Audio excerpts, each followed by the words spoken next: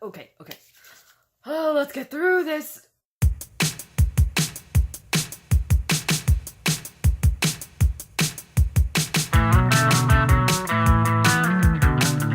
Hi everyone, I'm Chanel, and my pronouns are they, them, theirs. For those of you who haven't heard of this before, or are unfamiliar with non-binary genders, this means that I do not use she, her pronouns, no matter what I look like. Anyway, today is May 23rd, 2018, and this is episode 36 of the Pipernell podcast. So, last episode I was back in my regular backdrop. Now I am in a new one again. That's because my apartment's undergoing repairs and I don't know when things will be back to normal. I've had to rearrange my sleeping arrangement. So yeah. That's just background stuff. You'll probably hear more about that towards the end when I run out of yarny things to talk about.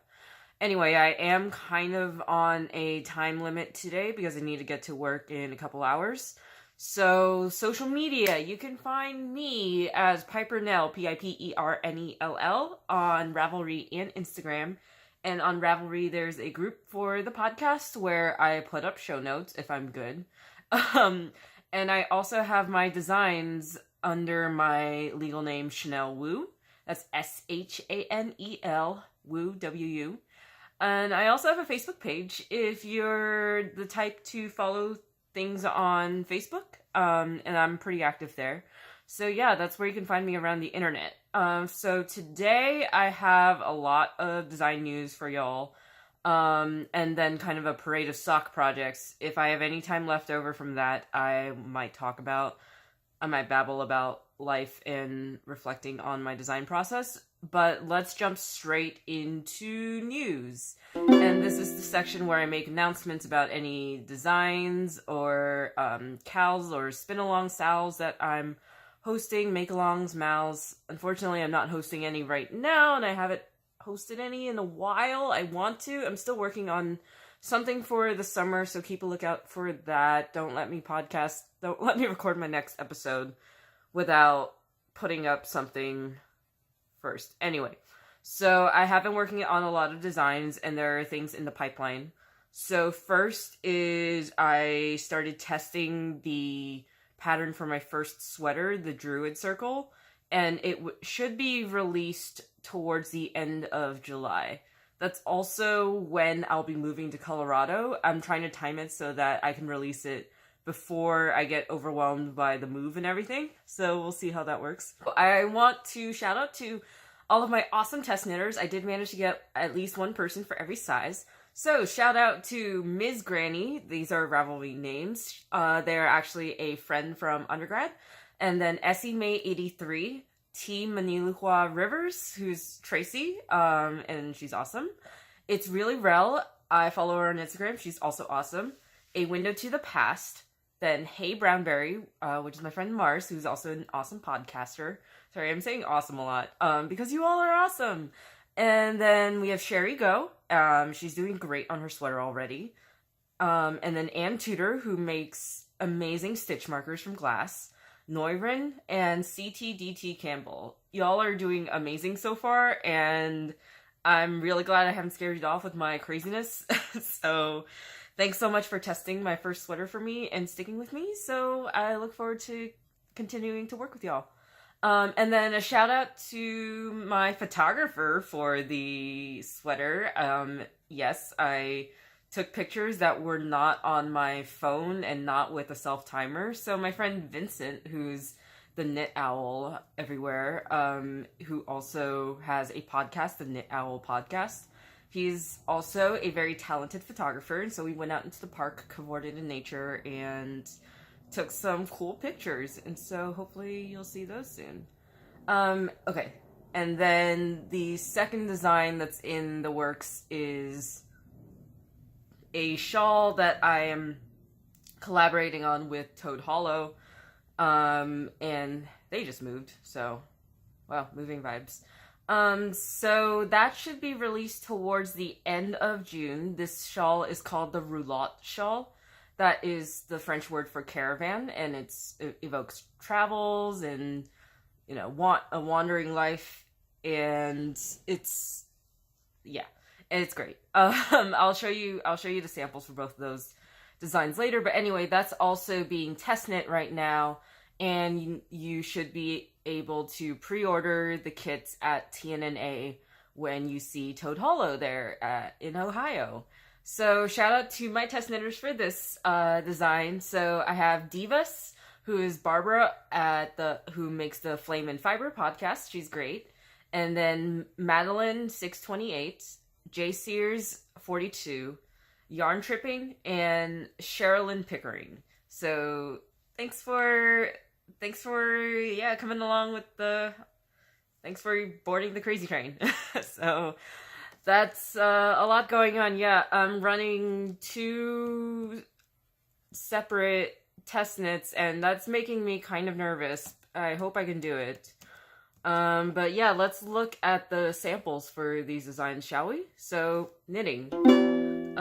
Yep, first FO is the Druid Circle sweater. I have been wearing it, so if there's so I've gotten an idea of how it will wear, and the pattern is going to be called the Druid Circle sweater by me, and it is my first sweater design. I'm really happy with how it turned out. It has color work along the circular yoke, and some color work towards the cuffs, just to kind of echo the motif. And the yarn that I used is Blue Moon Fiber Arts Woo, which is a merino bamboo blend. It feels really nice, has this nice sheen, but also has a lot of structure. In their colorway Bittersweet, which is a kind of reddish, beet purple. So that's the main color. The pattern will call for 3 colors. You have your main color, MC, for the body. And then you have 2 contrast colors for the color work. And color contrast 1 is the white that you see in my sample. That's Northlight Water Street DK. It's a merino and cashmere blend. So it's a really nice luxury yarn. It was so nice to work with. I can't afford an entire sweater's quantity of it, so that's why I designed a sweater to use up just a little bit of it, so I could treat myself to a little bit of it.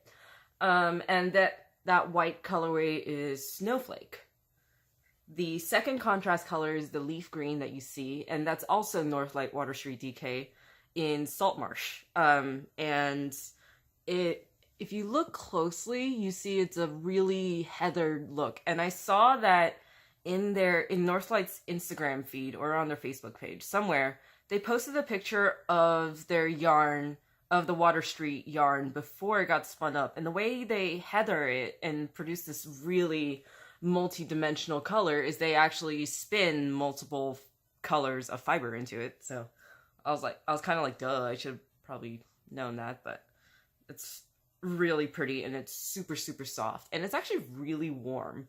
So it's a nice transitional sweater, because when it gets cold, it will keep you warm, but also when the sun comes out and I've been walking from the bus stop, I get a little sweaty in it, but I think that's just me being active. It's a great sweater. It's been a great sweater for just like running around, and yeah, I'm really happy with how it turned out. So last time you saw it, it was mostly done. I think I had bound off this, or I was working on the second sleeve. And the one thing that I haven't been able to show y'all is the collar. Oh, and you can see my floats too. I love looking at my floats.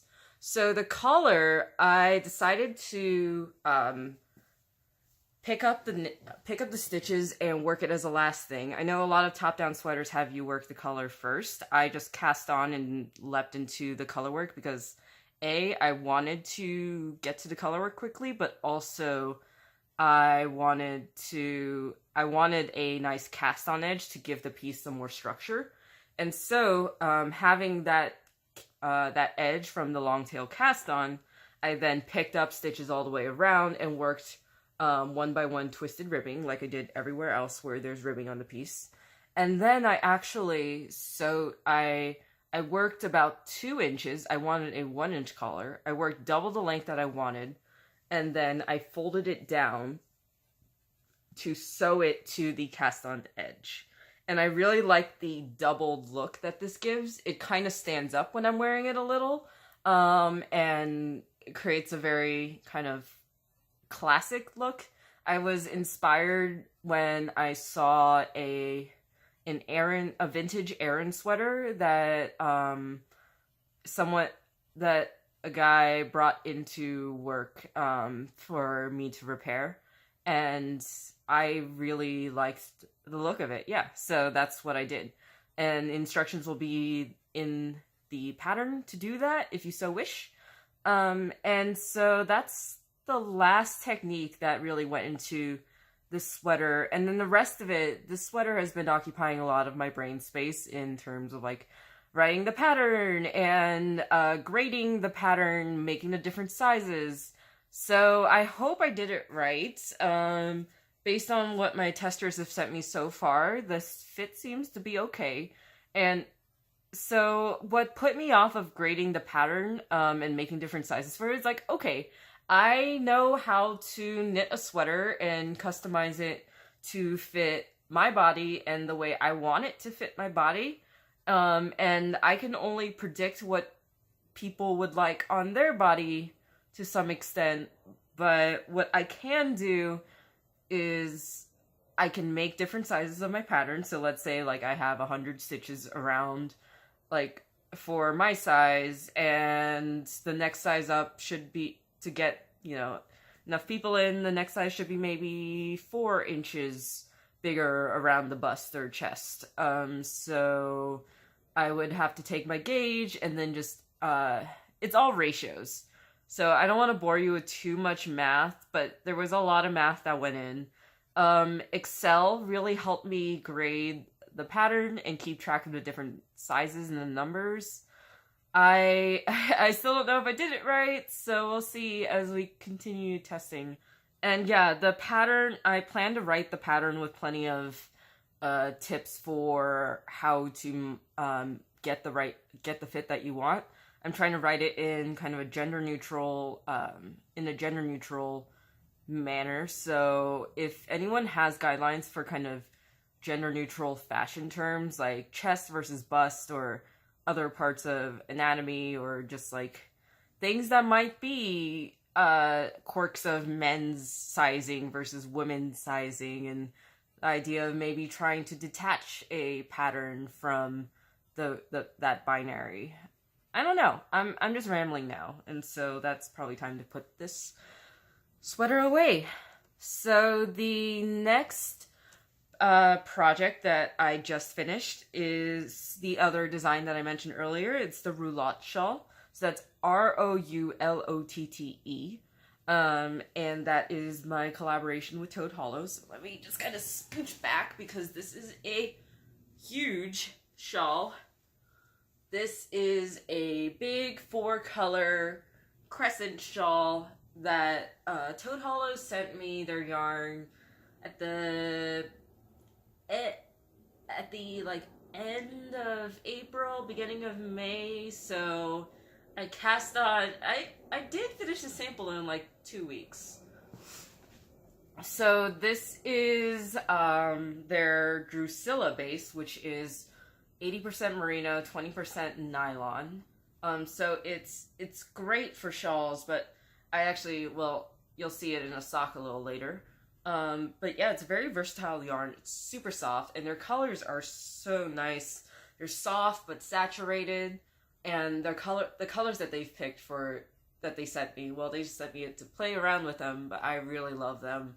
I don't normally wear this many colors, honestly. But this shawl, I think is pretty wearable, actually. I thought it'd be too crazy pants, but I like it on me. But I'll be sending them this sample because they'll be bringing it to the National Needle Arts Association show, TNNA, and pre-selling the kits there. So some more details about this shawl. So you can wear it like a kerchief. Like I always wear my shawls, especially crescent shawls, Crescent shells are one of my favorite shapes. I'm sorry, I'm really like scattered this morning. You can also just drape it around your shoulders. So the way this shawl works is that you cast on actually here at the corner of this yellow bit. So you actually start out like a boomerang shawl and you increase, increase, increase. Start some mosaic colorwork. So mosaic colorwork is where you only ever work with one color at a time. You're just slipping the color that you're not using to really like pull up a color to a different row. And I'm kind of striping colors as you go. So it's really easy. You don't have to worry about holding more than one color. And yeah, if you know how to slip stitches and knit, then you can do this. So, so that goes into a bit of mosaic colorwork. You see that I have an I-cord edging going all throughout, which stripes with the colorwork, which is super cool. And then when you get to the end of this first mosaic section, you go around and pick up, or you knit across, and then pick up stitches along this edge to turn it into a crescent. And then for the rest of the shawl, you do work it as a crescent, increasing at the edges. And you have some lace, just to give you a break from, create some open work in the shawl and to give you a break from working in more than one color. And you return to the mosaic. And throughout this entire shawl, there is not a single purl. So I hope that makes people happy. This is a huge I-cord bind off that I love I-cord bind offs. I think Stephen West has really converted me on that. So that's, yeah. Have fun with that. I think you'll have fun with it. There's definitely a certain charm to it. And I love the finished look that it gives. So, once you bind off the shawl, there's a little bit, you have some, I'm giving the knitter some options for embellishments because the inspiration for this shawl in the kit was to create this like bohemian feel. I love the kind of maximalism of bohemian decor, and you have like tapestries on textures, on prints, on prints, on prints, and fabrics hanging everywhere and beads. And so I wanted this shawl to be extra as fuck.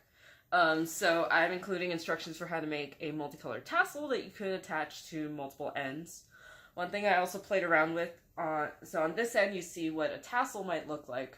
On the other end, I actually play with a macrame fringe.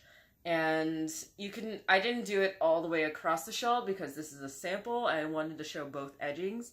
But this will look really cool going across the entire edge, wouldn't it? So, yeah. That's pretty much it for the Roulade shawl. So look out for the pattern when it comes out at the end of June. I've had a lot of fun knitting this, and it was a little crazy. I was worried about me being able to make the time frame. This was really my first time designing under a deadline, so I hope I did okay. And I feel like I am snagging fibers. I think I have a thing on my nail, but continuing on. So, next up, those were my two design projects. I have also been working on a lot of sock projects. So one of my friends commissioned me to make a set of Hogwarts house socks for her kids. And so I'm making a trio of Hogwarts socks. So one for a Hufflepuff, one for a Ravenclaw, and one for a Slytherin. No Gryffindors here. So I'm a Gryffindor, so I can round out the set. But anyway, so I have finished the Hufflepuff and the Ravenclaw socks. And so here is the Hufflepuff set. The yarn is Knitted Wit Victory Sock in Badger Buddy, which is one of her special Hogwarts colorways. If she still has any of these colorways, I don't know if she's dyed it again. It must be in her Etsy shop, because we only got, at Garnier, we only got a bag of each, or like 5 of each, and we sold out of them. And we haven't reordered from Knitted Wit in a while, but I don't know if she's still dyeing this. So grab it while you can. This was a really cool colorway to work up. I've seen other people work with the 3 other house colors. So she has, she has one for each house. The Ravenclaws, Slytherins, the Gryffindors, Hufflepuffs. Of the 4 of them, the Hufflepuff is the only one I've seen that kind of does micro stripes like this. The the Slytherin one was mostly a green background with a kind of like more intermittent like silver slashes in it, but this stripes definitely, which is super cool. It was super fun to work with. I just did a simple broken rib, so one round was knit 3, purl 1, and then the second round was knit all the way around, and I just alternated between them. And I did a Fish Lips Kiss heel with a contrasting yarn, which was Knit Pick Stroll, in just a black colorway. I think it was actually left over from my from a Christmas gift from my dad. I have a lot of sock yarn remnants, and so I've been doing a lot of contrasting toes and heels for socks. So yeah, besides that, there's not much. I've really kind of settled into a toe at a time, toe at a time, toe up sock recipe, where I start with Judy's Magic Cast On, I increase, work for the foot, then work a heel, probably a short row heel, and then I work the leg, ribbing, and then bind off. And I always use Jenny Surprisingly Stretchy Bind Off, because that creates the best effect that I like. And when you do it neatly, I mean, I guess it flares a little, but it looks cool. Like, it's a nice sturdy edge, and you feel like it's not going to go anywhere, and it stretches all the way. So, the rest of these socks are also all toe up 2 at a time, because I am kind of knitting to bang these out. If I was knitting socks for myself, like the Rumpelstiltskin socks, which I did finish, they're just dirty, so I can't show them to you. Then I'm freer to kind of explore different techniques and really just take my time with them. But like, I've been just knitting a bunch of socks. So the next pair I have to show you is the Ravenclaw socks. And I actually have them in different orientations. Like, this one's folded in half sideways. This one's folded in half front to back. So, because I wanted to show you the little bit of patterning I did. So first off, the yarn is Manos del Uruguay Alegria in their colorway Oceano, which is a sea, oceany, deep blue. It's really nice. My friend actually helped me pick out coordinating colors for the Ravenclaw and Slytherin socks because we were out of those Hogwarts houses. So we just picked color combinations that evoked the house colors. And the contrast is also by Knitted Wit, but it's one of her gumballs. So that's little mini skeins of fingering weight yarn that is meant for accents like this. And that color is Peanut Brittle. So it's super fun. Just the perfect amount for toes and a cuff. I think after both the toe and cuff on these socks, I only had a yard left over. I was not really playing Yarn Chicken until I realized, like, I was in the last few stitches of my bind off, and I'm like, oh shit, I am playing Yarn Chicken. Anyway, so again, these were toe up 2 at a time. So I started with a toe, and this is what I call my standard wedge toe. So I increase every other round. Haven't been doing my rounded toes, even though those are nice. And then when I did the foot, I actually started doing a little bit of patterning. So these kind of pearl bump chevrons, which, as they only go up the sides of, they're on either side of the foot. And then once you get to the leg, I did a German short row heel, which I just felt like switching it up, and I felt like I needed to get better at German short rows.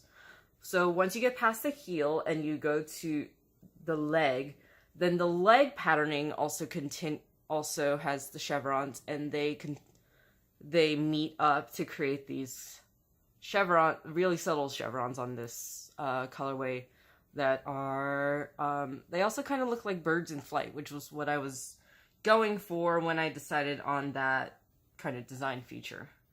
I mean, I don't think it's really enough of a design to, like, put out into a pattern, if people want to see it written up, I'll do it. So just let me know on that. So that's the Ravenclaw socks. And then the last pair of socks is still a needle adjacent project, a nap. But I have the yarn for it. It's all wound up and everything.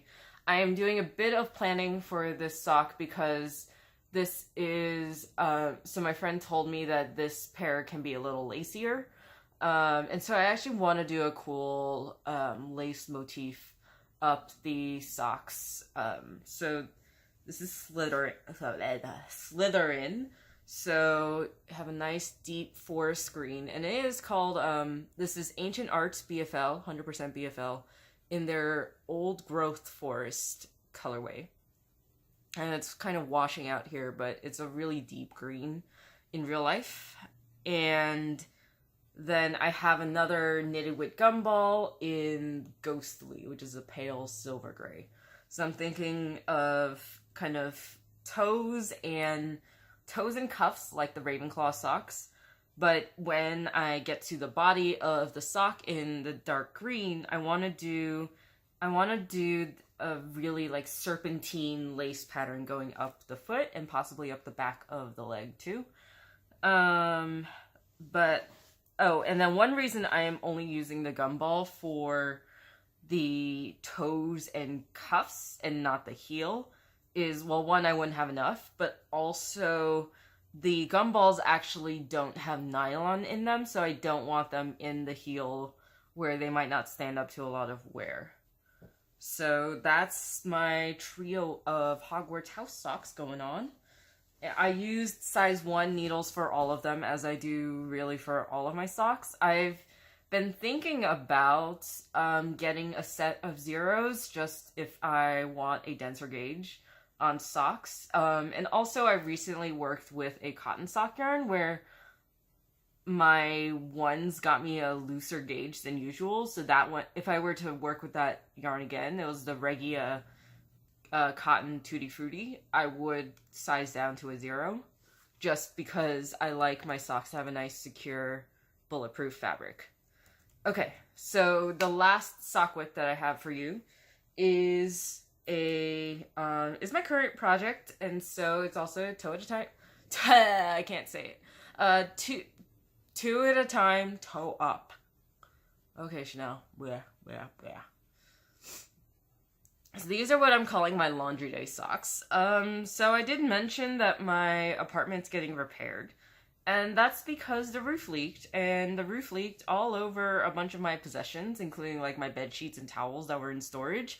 And I had a bunch of laundry that was piling up and overwhelming, and my executive function has not been great lately, so I would come home, I would not be able to do the thing and drag them all to the laundromat, and they just kept piling up, and eventually I was thinking about just like buckling down and ordering a laundry service to come pick it up. So when I started asking around, a friend of mine offered to actually do the laundry for me, in exchange for knitting her a pair of socks. And so I'm like, that's a great trade. So I agreed to it, and these are her socks in progress. I don't think she watches, but if you do, hi Karen. You are a lovely, lovely human being. And thank you so much, and yes, you are a wonderful laundress. So this is Manos del Uruguay Alegria, again, for the main body of the sock, but it's in their space-dyed multicolorway called Huarache. And yeah, you have all these teals, greens, reds, even a bit of orange and yellow. It's just this wonderful rainbow. It's not like neon rainbow, though. It's a very earthy rainbow. And so I let her pick some contrast colors for it. This Progress Keeper, which I got from Maureen, Simply More Crafts. She lives in Texas, that's why it's in Texas. This is marking the beginning of my round, just so I remember which side is which. So now that I'm doing the patterning, it's not as necessary. But anyway, the contrasting yarn that I'm using, this one is Molly Girl Baseline in House of the Rising Sun. It is a leftover from my Rumpelstiltskin socks. Had like half the ball left over. So I need to figure out more things to do with it. And then this yarn is Toad Hollow Drusilla in Lady Defiance. And it is, in fact, the leftover pink from the Roulade shell. And they're different on toes, and what I'm going to do is I'm going to swap them again when I get to the heel. Haven't decided what kind of heel I'm doing yet. She has a kind of... Well, she did ask for a more generous fit, so I think I am going to do a gusset heel to give her more room. But yeah, this is a really fun project so far. I've really loved getting to try all these sock yarns. And Allegria is getting to be one of my favorite sock yarns. It's super, super soft, but also it wears nicely. It has nylon. It's 25% nylon. It does kind of fuzz and grab itself a bit, especially as you're winding it. We had this day at the store where we were winding up skeins of Allegria that we're selling, and we're just running into problems with it tangling because it does like to grab itself. But so far I haven't had any problems with it wearing out, so I really am happy with it. And then last thing I wanted to talk about with this parade of sock projects is this idea of making socks for other people. So when I'm making socks for myself, I don't really put too much like technical detail into the fit. I just try things on as I go, and when it's at the right length, I start my heel or I start my toe or whatever. When I make socks for other people, the way I do it is I get a foot tracing from them. And if they're unable to do a foot tracing, then generally getting their shoe size is enough. It doesn't get me as good of an idea as their fit, but if you know someone's shoe size, then you can search up the standard foot length for that shoe size. And I mean, we all probably know from experience that manufacturers don't always stick to those standard dimensions, and shoe sizes will feel different in every brand. But it should work. But if you get a foot tracing like this, and this person has slightly asymmetrical feet, so I also had them measure the ball of their foot. This measurement was taken when they were with me in person, so they took a tape measure, measured around the ball of their foot. And then besides that, the most important measurement is to get the foot length. So you would measure from the tip of the big toe to the tip of the heel, or if your middle toe is longer, then you would measure just from the tip of your foot to the heel and get that longest distance. And that's what I use to size socks when I am making socks for someone else. Okay, grab some water. And yeah, my phone yelled at me that the file was getting too big anyways, so that was a good point to take a break. So now that I'm back, I just want to wrap up the knitting projects. I do have other projects, not just knitting. I've been crocheting a couple things. I crocheted a baby set for one of my bosses at the yarn store. It was a froggy, and her son named it Plop, which is a great name for a frog toy. And then I have a knitted tapestry commission that is staring me in the face right now on the opposite wall, so I need to get that finished up. I kind of have too many projects going on, but as usual, I just have to finish them all before I move, at least, so yeah. Anyway, that's it for knitting and fiber projects. So I did get a little teeny thing, so acquired. Recently at Yarnia, we had Liz of Appletree Knits give a trunk show at the store, and it was super cool to meet her. She's a very cool person, and she was working on this great shawl. Excuse me, which I hope she publishes soon. Okay, so anyway, Appletree Knits specializes in gradient dyed yarn, and her gradients are just so pretty. Let me show you what I got. She dyed a gradient just for the store, just for Yarnia, which is great, and our signature colors definitely are orange. So this is Garnier orange. It's kind of blowing out. Reminds me of like orange creamsicles, and she even named it the Garnier Gradient. This seems to be her newer packaging. We have some of her cakes in the store, and I was also working on a sample where she just, in her old packaging, was kind of a tag hanging off. This ball band, I think, keeps things a lot neater, and there you go, that's her logo. Anyway, this is a 100-gram, 560-yard skein of plush fingering. So it gives you plenty of yardage for a nice size shawlette, or just, on me, it'd be a plain shawl. Yeah, when I knit the dotted rays out of a 100-gram skein, it got, you know, a nice size shawl for me. So it's great yardage. And I don't know what I'm going to do with this, but it's just pretty. And it's, you know, it was just for the store. So I wanted to keep it for memories. And then, oh yeah, so now that you've seen one of her colorways, the thing that she was working on at the trunk show, she used 2 of her colorways, a gradient, and she was doing color work with it. It was so pretty. So I hope you publish that soon, Liz, if you're watching this. Yeah. And the second thing that I got from her was a sock set of her cool new base, Copper Sock. So this is a base that is 88% superwash merino wool, 12% copper infused nylon. And if you really look at the structure of the yarn, you see that the ply looks a little squiggly, and that's because it's actually 2 strands of merino plied with 2 strands of the nylon thread.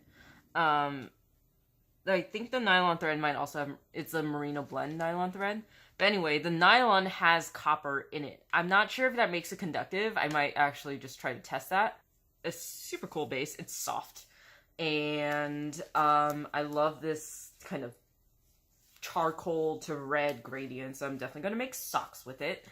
I don't know what kind of socks yet. I'm thinking of making a fraternal pair of socks, so where one starts with the charcoal to the red, and then one starts with red to charcoal, so they go in the opposite directions. We'll see.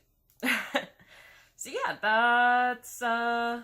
that's what I got at the trunk show, and I mean, some of the yarn that I have for my projects, the projects that I showed you, were acquisitions since I last talked to you, but I didn't really count them since they went straight into a project. So that's all for acquired. I am getting pretty tired, so I did have kind of a brief life update section, but since I do have to get going, I think I'll just make it brief this time. So, life update. More on the apartment situation.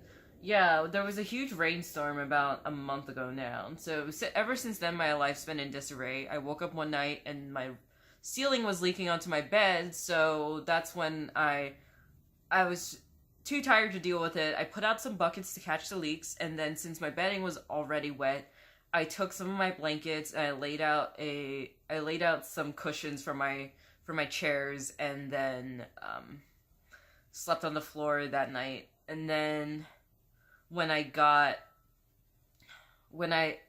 came to that weekend, then I had the time to really like air out all of my stuff, dry out my mattress, wipe it down. And now this is my mattress, but it's still on my living room floor because when the landlord came and she didn't come. She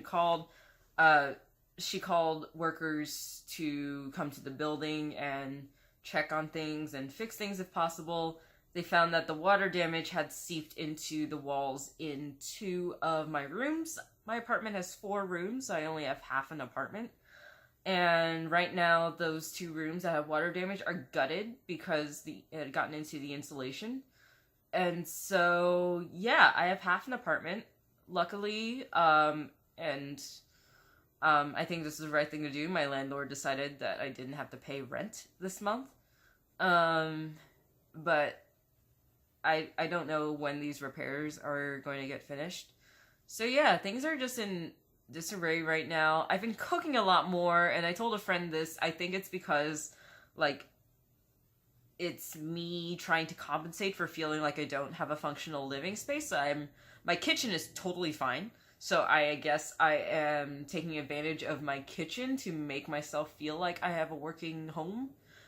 But yeah, I have been working a lot, so I have been trying to ask myself more often, like, what have I been doing that's not work? The answer so far is not much. I try to talk with friends who are not related to knitting stuff at all, just to keep in touch with them. And then I also have been playing Dungeons and Dragons, so that's fun. Designing has been a lot of work so far. And for the most part, it's labor that does not get compensated, at least right away. So it's stuff like, I don't get paid while I write my patterns, not while I run the test knit. It's only like until I publish a pattern and I hope it sells copies that I see if my time really paid off. So yeah, that's been a learning process, so we'll see. But anyway, I should get going. It was so nice to be able to talk to y'all. If you were a new viewer, thanks for sticking with me. I hope you liked it. Don't forget to subscribe. Give this video a thumbs up. If you're a returning viewer, I really appreciate you coming back and continuing to support me and listen to me. And yeah, I gotta get to work, so I will definitely post show notes this time. I never got to posting show notes for the last episode. I will catch up on that.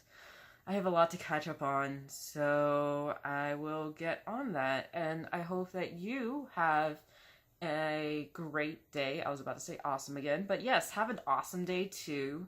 If you need to get stuff done, I hope it's productive. But if you don't have to be productive, or if you are unable to be productive, don't worry, that's not the point of life. I hope that you get to rest and then you get to put yourself first. So, with that, I will leave you. So, I love you all. Bye.